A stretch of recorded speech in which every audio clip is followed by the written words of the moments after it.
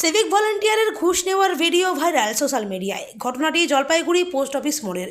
শুক্রবার সোশ্যাল মিডিয়ায় প্রকাশ্যে আসে ভিডিওটি, যাতে দেখা যাচ্ছে একজন সিভিক এক গাড়ি চালকের কাছ থেকে গাড়ির প্রয়োজনীয় কাগজপত্র দেখাতে না পারায় ঘুষ নিচ্ছেন। অভিযুক্ত সিভিক ভলান্টিয়ারের নাম কানু রায়।